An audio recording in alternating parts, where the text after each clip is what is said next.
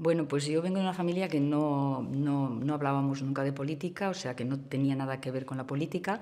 Lo que pasa que es una familia numerosa, de 10 hermanos, y entonces yo era de las pequeñas, y eso pues yo creo que también me ayudó a vivir un poco en comunidad, ¿no? Entonces yo ya de muy jovencita, pues 16, 17 años, yo buscaba, hice yoga, me acercaba al mundo natural, buscaba respuestas a lo que estaba pasando en el mundo, ¿no? Yo decía, ¿esto qué razón de ser tiene, no? Y digamos que empecé por ahí, ¿no? De hecho, yo muy jovencita ya hacía, a una edad ya hacía, era monitora de colonias infantiles, quiere decir que me dedicaba al tiempo libre, pero hacia otras personas sin cobrar, ¿no? Estuve participando en una asociación de vecinos, porque en aquellos años, en los años 80, las asociaciones de vecinos eran fuertes, y entonces yo ya estuve participando en la asociación de vecinos, y quiere decir que he hecho yoga, quiere decir que he buscado siempre qué pasa en el mundo, entender un poco el mundo, ¿no? Y entonces, pues con ese entender el mundo, con ese proceso que yo hice, y también de implicación, de sensibilidad hacia los problemas de los demás, y buscando explicaciones, me acerqué al Partido Comunista. Me acerqué a la asociación de vecinos, trabajaba en la asociación de vecinos, que se preocupaba también de los problemas de la vecindad, en un pueblo muy pequeñito. Yo soy catalana, en un pueblo, Sant Climent de Llobregat, que tenía entonces 3.000 habitantes, ¿no? Y entonces me acerqué ahí, pues trabajando también para la vecindad, y desde la asociación de vecinos se presentaba candidatura al ayuntamiento, aunque éramos gente de izquierdas, gente muy vinculada al PSUC entonces, ¿no? Y entonces yo ya incluso con 21 años, todavía no tenía 22, ya participé en las candidaturas al municipio y salí concejala en el ayuntamiento. Luego también, al cabo de 4 años, ya encabezaba la candidatura. Quiere decir que empecé desde esa inquietud más personal, ¿no? Bueno, yo en realidad vivía en un pueblo que, aunque estaba cerca de Barcelona, que estaba a unos 20 kilómetros, ¿no?, era un pueblo muy aislado, que había quedado al margen, no había crecido apenas, ¿no?, porque teníamos a 3 kilómetros, antiguamente eran los campos de los payeses de Sant Climent de Llobregat, ¿no? Eran sus campos, y luego en aquel entonces ya tenía 60.000 habitantes, que fue un boom de gente de la inmigración que creció enormemente. Pero nuestro pueblo quedó un poco encerrado entre montañas, ¿no? Entonces yo viví un poco esa situación más de estar apartada y más, más instalada en lo que es la actividad del pueblo. Y no tengo especialmente recuerdos significativos de esa época, ¿no? Tengo recuerdos más de lo que trabajábamos en el pueblo, ¿no?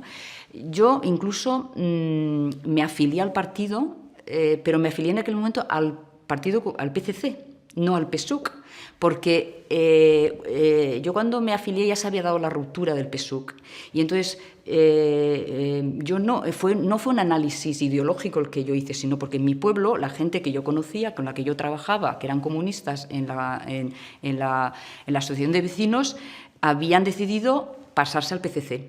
Y entonces yo, desde una lógica natural, no ideológica, no desde un pensamiento elaborado, pues yo me afilié al PCC, porque estaban mis compañeros con los que trabajábamos en el pueblo, en Sant Climent de Llobregat, ¿no? Luego ya cuando yo me vine a Euskadi, que eso fue en el año 89, perdón, yo entonces ya me afilié al PC, ¿no? Porque en el entorno también en el que vivía en Euskadi era un entorno del Partido Comunista de Euskadi. Y desde entonces, desde el año 89, pues yo he seguido militando en el PC, ¿no? Porque coincido totalmente. Bueno, porque yo, como digo, mi análisis era muy encerrado en un pueblo, y sobre todo, no solamente encerrado en un pueblo, sino la persona que dirigía en aquel momento la organización del PSUC, y luego que fue del partido del PCC, era una persona que había tenido un liderazgo, quiere decir, una persona formada políticamente. Entonces, para mí aquello no fue un análisis, como digo, de por qué se da la ruptura, en qué circunstancias, sino que yo me encontré con un entorno que había hecho esa transición, que yo no la había vivido, que había hecho esa reflexión de militar en el PCC, y entonces yo no analicé esa época. Era muy joven, además, la gente con la que yo compartía trabajo en el pueblo estaba ahí, Yo, luego, más tarde, no recuerdo en qué año, en el 80 y pico, yo creo que fue con el PCC, estuve en Checoslovaquia, en Praga, estuve 3 meses y fue en 3 meses muy interesante, pero yo fui como PCC, ¿vale? Y entonces, en esos 3 meses estuve en la Escuela de Formación del Partido Comunista. Y ahí yo aprendí muchísimo, porque yo no me había acercado al estudio teórico del comunismo. Y allí aprendí muchísimo y además me vi un poco reflejada, ¿no?, en la búsqueda, me vi muy reflejada en los principios del marxismo y conecté totalmente, ¿no?, que me sirvió mucho como de formación. Pero hasta ese momento yo no había hecho un periodo de aprendizaje, ¿no?, de lo que era la situación actual, sino que venía dada más por mi actividad en el mismo pueblo, ¿no? Y que yo me encontré que el comunismo daba respuesta a lo que yo buscaba del mundo, es decir, ¿qué está pasando en el mundo? ¿Por qué pasan estas cosas? Y entonces el comunismo dio respuesta, porque esto pasa porque hay desigualdad económica, porque hay intereses. Ese fue mi encuentro porque había ya una inquietud anterior, ¿no? Sí, yo estuve entonces, en el año 83, me presenté a las elecciones, ¿no?, y salí concejal en mi pueblo. Luego volví a repetir, ya encabezaba en el 87, ¿no?, y estuve solamente 2 años. Entonces, bueno, pues conocí a lo que es actualmente mi compañero, ¿no? Y entonces, pues por amor me fui a Euskadi y, bueno, sigo viviendo en Euskadi en estos momentos, ¿no? Entonces, en Euskadi, claro, yo iba todavía afiliada al PCC y mi compañero estaba ya en el PC.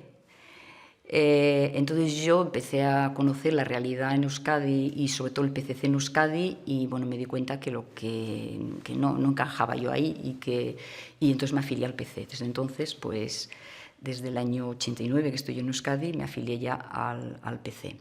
Pues en Euskadi tuve un momento de transición, como es lógico, porque te cambia toda tu vida, en el ámbito, digamos, personal, ¿no? Te cambia tu vida y entonces yo en aquel momento no estaba, aunque estaba afiliada en el PC, porque mi compañero, mi marido, viene de una familia soviética, ¿no? Y entonces, o sea, quiere decir que son... Y ella, la madre de Andrés, es rusa, ¿no? Y el padre es de los niños de la guerra, que se fue a la Unión Soviética y no se vino hasta los 30 o 35 años, creció en la Unión Soviética, ¿no? Y habla muy bien de la Unión Soviética, de todo lo que vivió allí, ¿no? Entonces, yo ya me afilio entonces al PC, estoy unos años un poco aterrizando, ¿no?, desde el punto de vista personal, dónde vives, no sé qué, bueno. Y luego pues empiezo ya una actividad dentro del PC. De hecho, yo llego en el 89 y en 7 años ya estoy en la permanente del Partido Comunista de Euskadi, en el EPK, y asumo la responsabilidad de movimientos sociales, que era un tema que a mí me gustaba mucho, ¿no?, los movimientos sociales. Y recuerdo en esa época, en movimientos sociales, que viví una cosa impresionante que me gustó mucho, que fue cuando el gobierno de España reconoce la nacionalidad española a los que vinieron a luchar, ¿no?, a las brigadas internacionales. Entonces vinieron, no recuerdo qué número vino a España, ¿no?, y entonces 30 personas de estos 30 brigadistas querían ir a Euskadi, ¿no?, un grupo que quería desplazarse a Euskadi. Y yo trabajé ese tema. Y la verdad que fue muy emotivo porque lo trabajamos con otros agentes sociales, ¿no? No lo trabajamos como partido, sino con otros agentes sociales.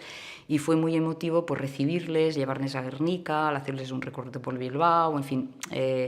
Y fue realmente bonito. Eso es un poco de las primeras actividades que yo hice ya en el Partido Comunista de Euskadi en el año... fue en el año cuando yo asumí en el año 1996.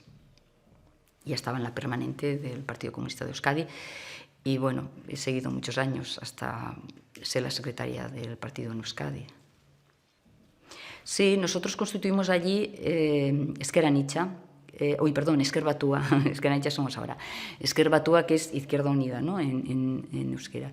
Y, bueno, pues la verdad que, bueno, pues un movimiento común, ¿no?, que nosotros ahora también lo defendemos, ¿no?, que es una apuesta en común sobre lo que coincidimos, y luego en lo que no coincidimos cada formación defiende sus propias tesis, ¿no? Con respeto. Esto es más fácil decirlo que hacerlo, ¿no? Porque luego la práctica pues muchas veces no se entiende. Ahora pues estamos también con el Carrequín Podemos de Izquierda Unida, con Podemos, y yo tengo que reconocer que nos cuesta en general bueno, pues entender esa situación, y es esencial si queremos trabajar juntos, ¿no? Porque yo creo firmemente en la unidad y que tenemos que ser espacios, y lo que pasa es que a veces no se comprende que la izquierda somos plural, somos diferentes. Entonces, si alguien tiene una posición diferente, es una riqueza y no es un estorbo. Y a veces tenemos estas envidias, estas cosas que bueno, pues que lo que hace es que genera conflictos. Pero la cosa es muy sencilla, la cosa es decir,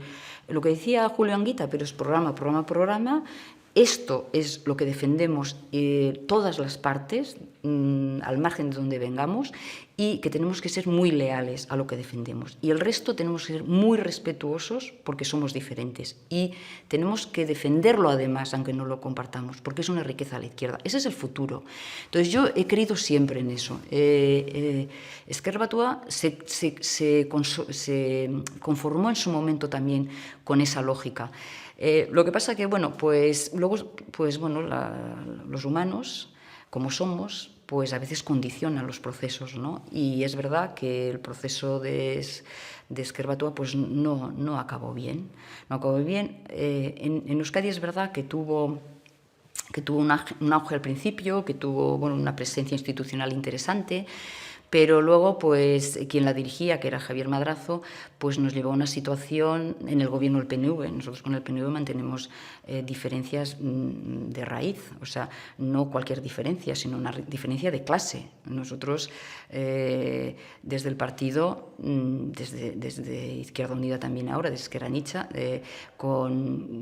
tenemos, sobre todo desde el partido en el año 1933, se define, que fue el primer partido en Euskadi, se define nacional y de clase. Fue el primer partido que defiende la autodeterminación en Euskadi, a pesar de que alguna gente piensa que fue Bildu o que fue el PNV. No, el primer partido que defiende la autodeterminación en Euskadi fue el Partido Comunista de Euskadi. En el año 1933, su congreso fundacional, 1933. ¿Y de qué forma lo hacemos? De una forma muy diferente a lo que hace el PNV, la burguesía vasca, y también la burguesía catalana.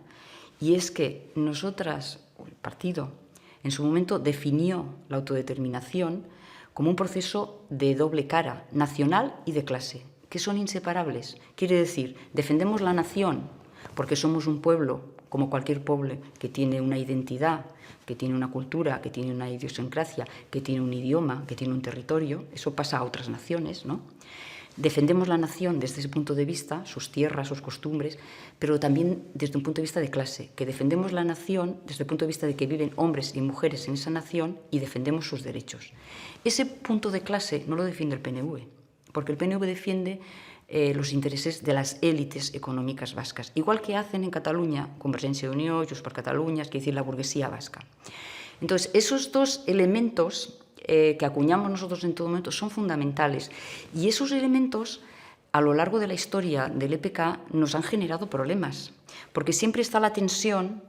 Siempre ha habido una tensión dentro del propio partido y de otros colectivos. Si tiras más hacia defender lo nacional desde el punto de vista de lo territorial, o si tiras más hacia defender lo social.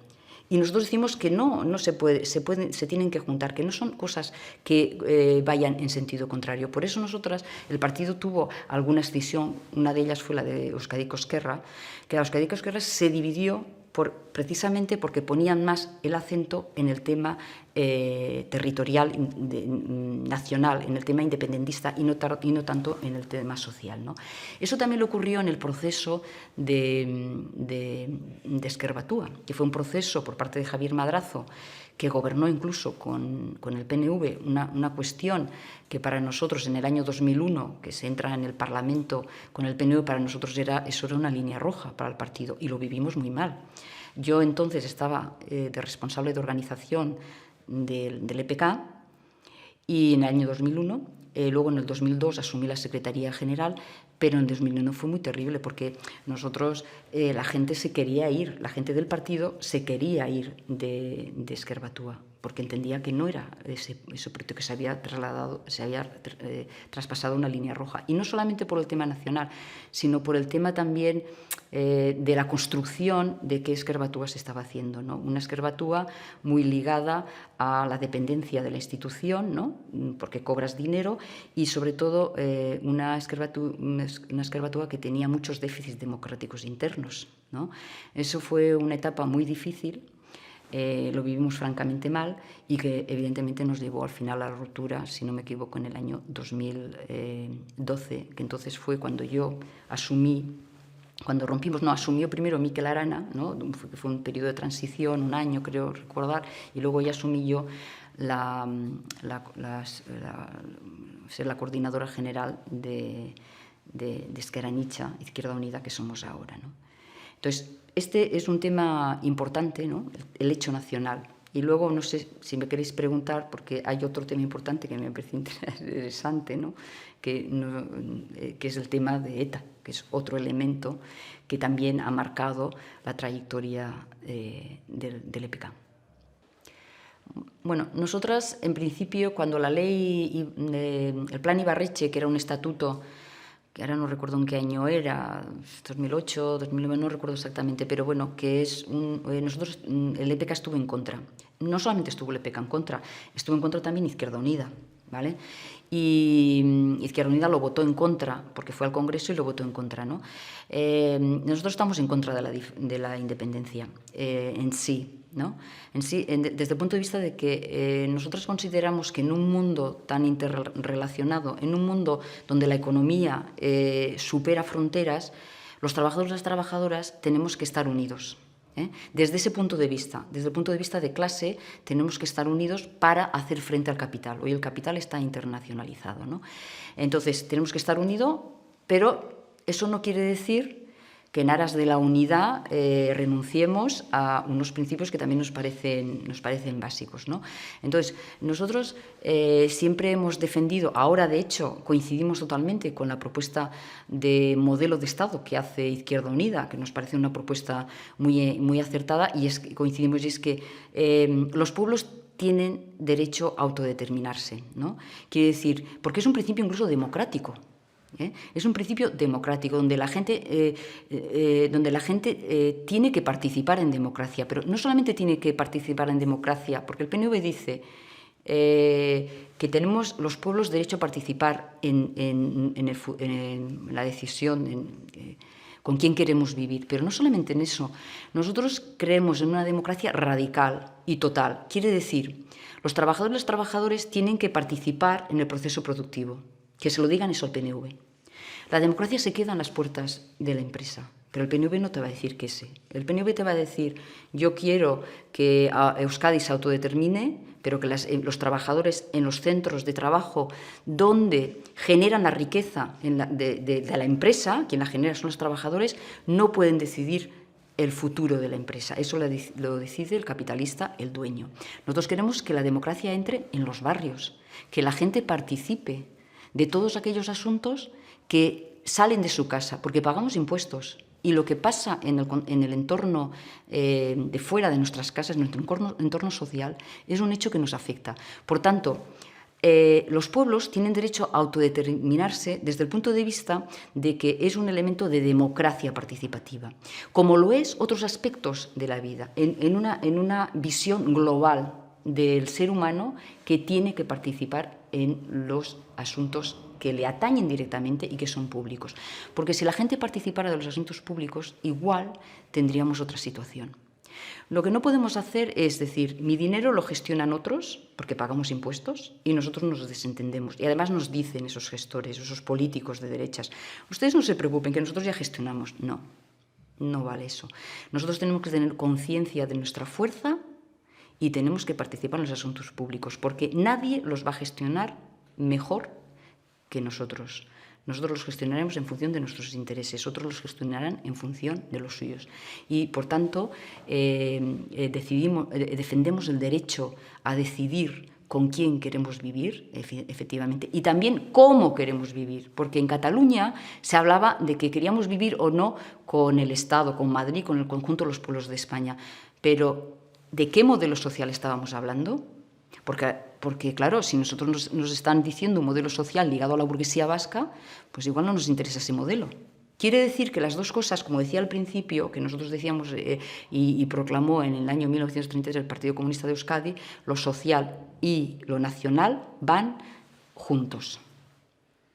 Es difícil, porque en un entorno donde en Euskadi, y ahora en Cataluña, no tanto antes, pero ahora más en Cataluña, que antes no era, yo cuando vivía en Cataluña no había la misma situación que ahora, pero en Euskadi sí que hay una gran influencia independentista, ¿no? Incluso en muchos casos de desprecio, ¿no? De Madrid nos roba, por ejemplo, que esto también se dice en Cataluña, pero esto yo lo oigo en Euskadi toda la vida, ¿no? Bueno, desde que vivo allí.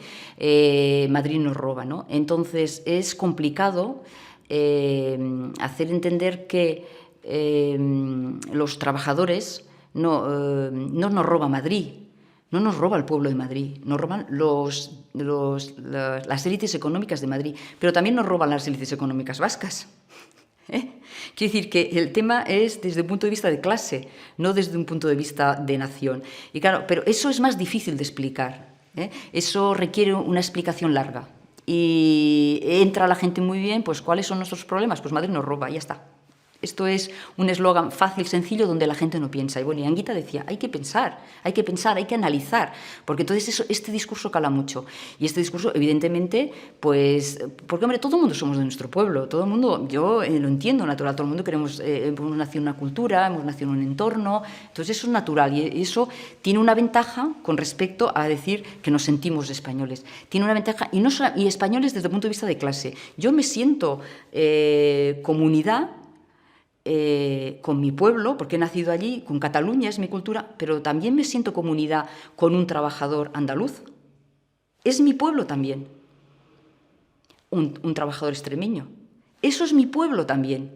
Y entonces esa segunda visión, digamos, no hemos sido tampoco capaces de trasladarla, ¿no? Que un pueblo es, efectivamente, tus vivencias, lo que has vivido, tu cultura, pero también es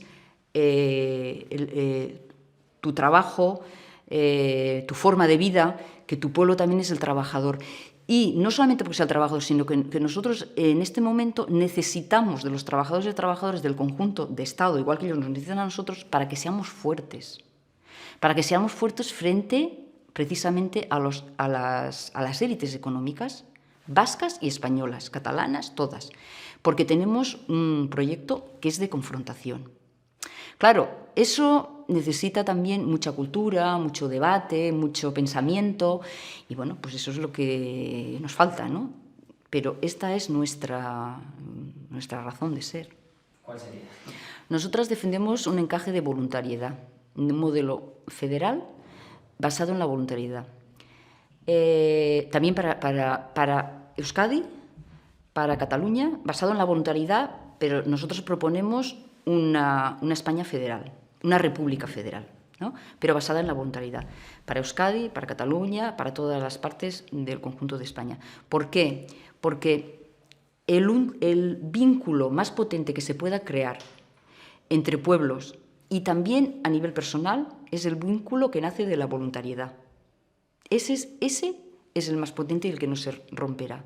Si quieren imponer, como lo están intentando hacer en Cataluña, una unión que no se comparte de los pueblos, eso genera siempre conflictos. Y eso es tan fácil como una relación personal, una relación de pareja.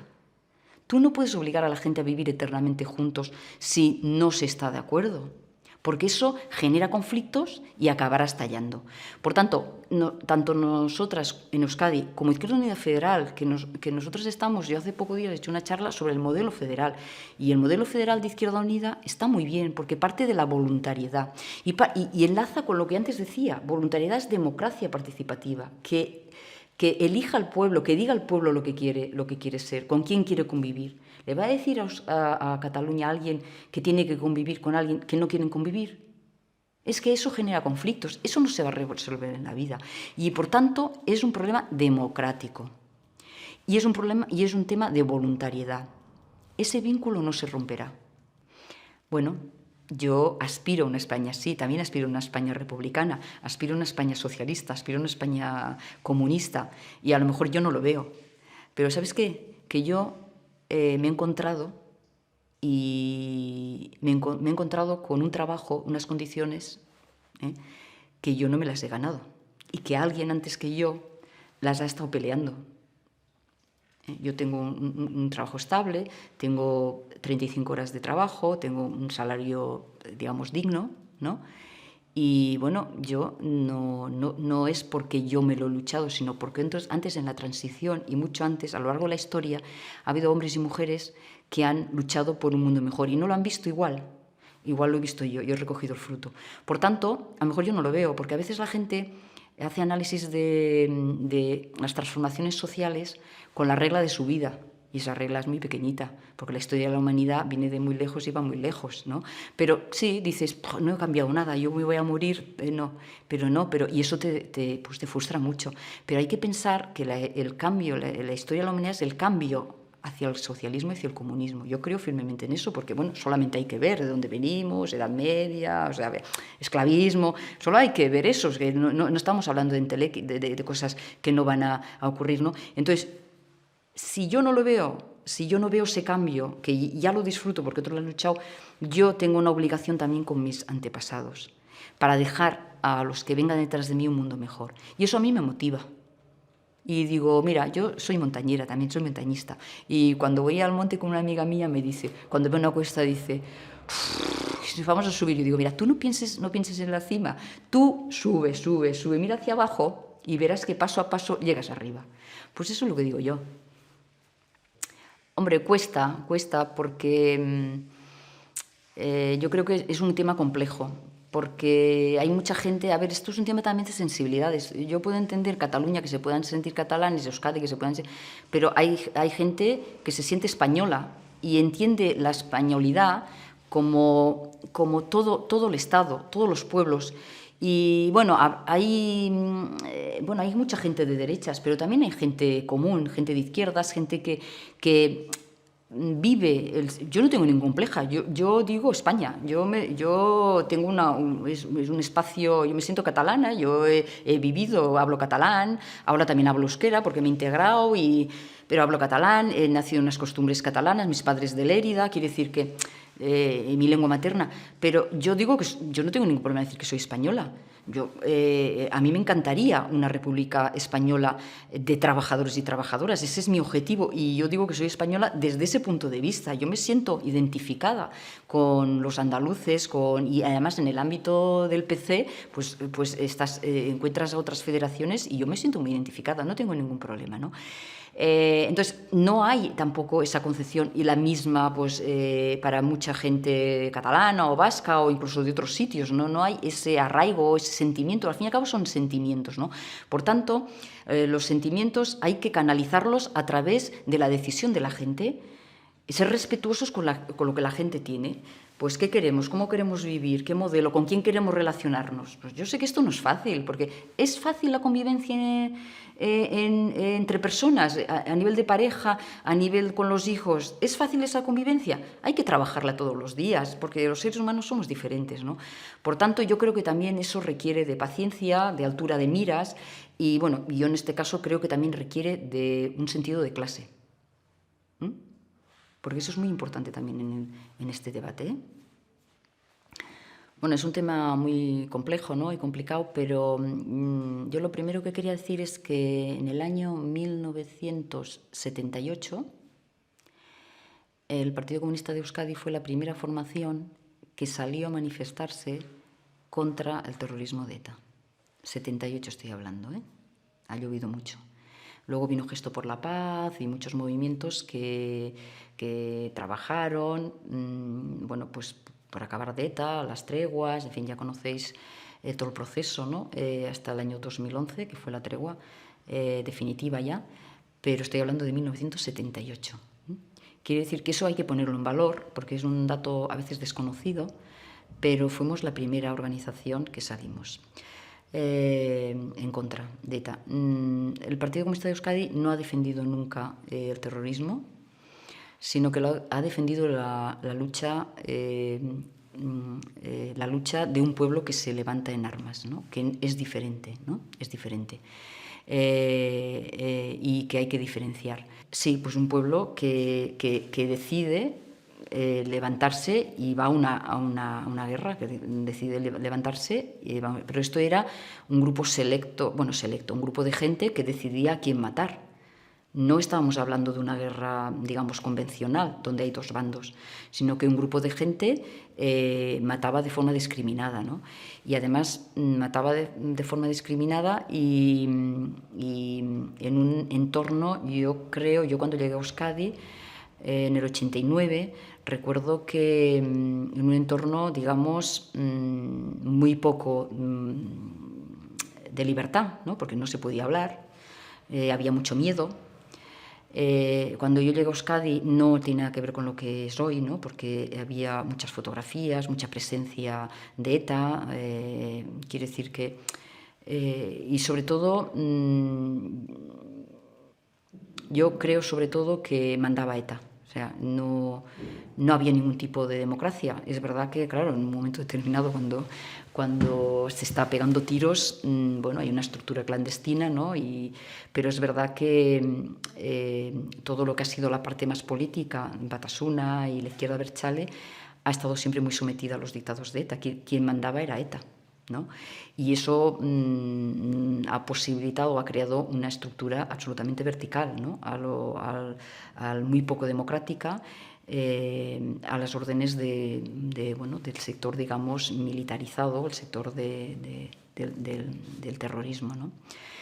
Entonces, hubo luego muchos movimientos por la paz, ¿no? Y bueno, todavía hoy tenemos secuelas, pero no estamos en la misma situación. Nosotras seguimos defendiendo hoy, pues eso, memoria, justicia, memoria y reparación, ¿no? Y garantías de no repetición de esa situación.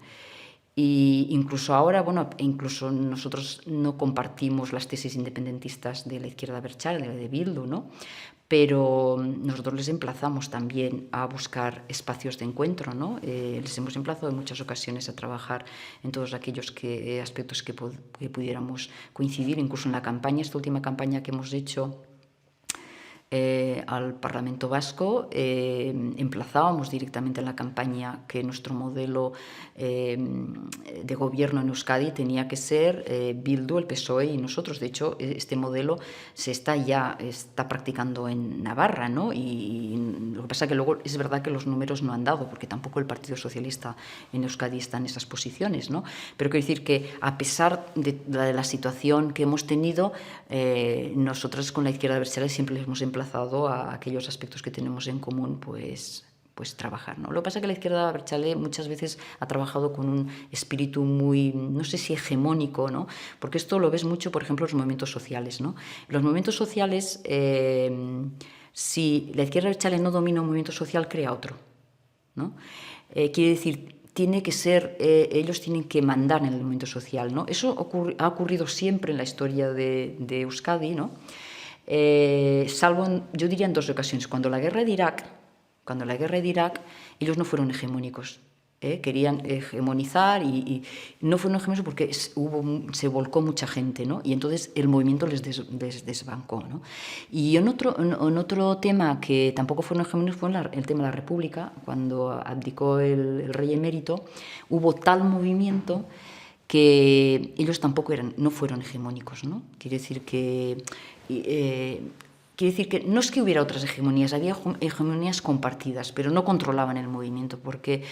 Y yo recuerdo ir a una manifestación donde ellos acuñaron el término República Vasca, cuando nosotros hablábamos de República Federal, ¿no? Acuñaron ese término y convocaron media hora. Es un tema anecdótico, pero refleja muy bien la situación. Convocaron media hora antes que lo que convocaron las plataformas unitarias, ¿no? Para la Euskadi republicana, en el mismo sitio donde convocábamos las otras plataformas.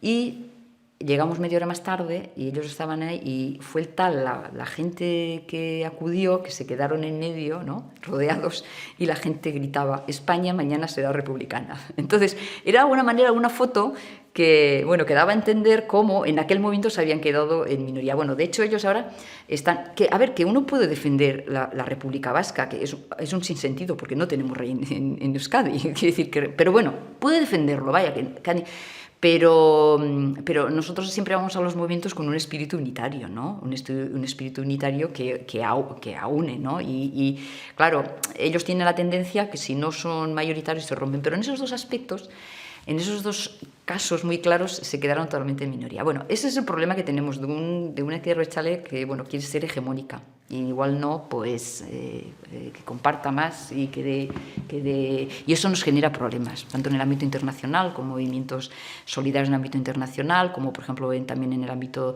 ecológico, que crean su propio movimiento. Pero bueno, esa es un poco... Y por lo demás, más allá de eso, pues nosotros seguimos trabajando para que el cambio se pueda dar también en Euskadi. El PNV es la derecha tradicional que favorece a las élites económicas, sin ninguna duda. Lo que pasa que, bueno, tienen una gran red extendida en los pueblos, los bachokis, que son las zonas, los bares que tienen, y tiene una gran red clientelar también en la administración pública, porque han ido metiendo mucha gente que es de su cuerda, que da mucho de comer, una gran red clientelar, y eso, pues bueno, les mantiene un tono también muy sosegado, ¿no?, pues en la política, ¿no?, y eso pues les va manteniendo, y este es nuestro gran reto, ¿no?, cambiar el gobierno vasco. Bueno, yo creo que no es estás conmigo contra mí, eso es pensamiento único. Claro, porque ¿qué parece? ¿Que si estamos en contra de las víctimas de ETA, del terrorismo, estamos a favor de la derecha, la defensa que hacen, la utilización? No. Porque eso es un esquema muy primario, y eso es a lo que nos quieren llevar. Y no, porque eso también le interesa tanto a la derecha como al terrorismo, a los que han propiciado defender el terrorismo. Y no tenemos que huir de ese esquema, porque estás conmigo frente a mí. No. Porque nosotras podemos estar en contra del terrorismo, de que tú vas y decides que porque yo decido y voy a Ermo y mato a un concejal, que ya ves tú lo que significaba ese concejal, o el otro concejal de Arrasate, que lo mató también, que ya ves que significaba era un enemigo, que no era, bueno, ellos le dirían que era un enemigo de Euskadi, no sé qué, un concejal de base, el de Ermua, de padres exiliados de gallegos, una familia... Ese era el enemigo de Euskadi. Muchas víctimas así. Entonces, estamos en contra de eso. Ahora, la utilización que hace la derecha, la extrema derecha, de las víctimas también estamos en contra. Y hay que denunciarlo. Nosotros no participamos de esos homenajes. Por tanto, no hagamos ese análisis tan, bueno, que engancha bien, o conmigo o frente a mí, y no hay otra solución. Y eso le interesa a las dos partes. Y lo más fácil es decir, pues yo contigo no pienso más. No, pero hay que hacer análisis más profundos, porque la realidad no es tan simple. Bueno, yo creo que Dolores Ibarruri fue una gran camarada, una gran mujer, que además en la época yo creo que revolucionó esa moral o ese machismo que había en aquella época, ¿no? Y yo creo que a veces incluso del mundo feminismo no se le ha reconocido a Dolores Ibarruri como una mujer que aportó, ella por ser mujer, un gran valor de las mujeres, lo que representábamos las mujeres también en la sociedad. Y por tanto yo creo que incluso ese reconocimiento yo creo que todavía se tiene que darle, ¿no? Se tiene que dar a Dolores como una mujer que demostró que las mujeres en esa época muy machista éramos capaces, somos capaces de dirigir. Hombre, la pasionera es un gran valor. De hecho, forma parte de nuestro pasado, forma parte de nuestros homenajes. Nosotros en Euskadi, precisamente, porque ella es vasca, todos los años hacemos un homenaje a Dolores. Hemos aprovechado a hacerle un homenaje. Es un gran valor de referencia, ¿no? Y por tanto la reconocemos desde ese punto de vista, siempre. Bueno, Julio Anguita también... De Julio Anguita hay que aprender mucho. Julio Anguita era un personaje muy formado, con análisis muy correctos, que iba a la raíz de los problemas, muy didáctico, ¿no? Porque era capaz de que a veces un pensamiento que parece muy difícil de comprender, él lo hacía muy asequible a la gente, y por eso ha tenido bueno, tanto cariño, tanta proyección y tanto dolor, ¿no? Cuando se marchó. Tenía ese carácter muchas veces de mala hostia, ¿no? Muchas veces de marcar distancias. Pero yo, más allá de los caracteres, porque todo el mundo tenemos caracteres, ¿no? Mejores o peores, yo me quedaría con el gran legado de enseñanzas que todavía yo creo que debemos aprovechar y leer, porque todavía es actual. No, yo creo que sus políticas son de actualidad, totalmente. Hombre, totalmente. Yo creo que Anguita hay que seguir leyendo. Y luego, hombre, pues habrá cosas que, como en todo referente histórico, ¿no? Que no se adaptan al momento, que, bueno, pues que igual, como Anguita, pues cometió errores como cometemos todo el mundo. Y eso, yo creo que no hay ningún problema en decirlo. Todos somos humanos, ¿no? Todos cometemos errores y yo creo que no hay que esconderlos tampoco, ¿no? Pero eso, digamos que no aminora la importancia de su figura ni la importancia de sus ideas. Quiere decir que todos los dirigentes tienen sus pros y sus contras. Yo he conocido muchos a lo largo, porque he estado muchos años en la permanente del PC, muchísimos años, y he conocido a muchos y entonces creo que cada cual tiene, digamos, su lado positivo y su lado oscuro, por decirlo de alguna manera, ¿no? Pero con todo el cariño. Pues ha significado mucho, y yo animo a la gente a que se afilie, porque aparte de que yo encontré un sentido a mis inquietudes al principio y conecté, el partido te enseña muchísimo. O sea, tú trabajas, o sea, tú das mucho de ti, pero el partido te enseña, te forma. Te forma incluso en tu vida personal, de relaciones, cómo comportarte, porque el partido te ayuda a analizar los problemas, a ver en qué momento, cómo tienes que trabajar, cuál es la táctica, cuál es lo que tienes que aplicar ahora en función de una estrategia. Y ese análisis te ayuda también en tu vida personal, ¿eh? En tu vida personal y en tu vida incluso cotidiana, ¿eh? Y por tanto, yo le animaría a la gente que se afilie. Por justicia, porque el mundo hay que cambiarlo, y yo le animaré también por un aprovechamiento personal desde el punto de vista de crecimiento personal, porque se aprende muchísimo.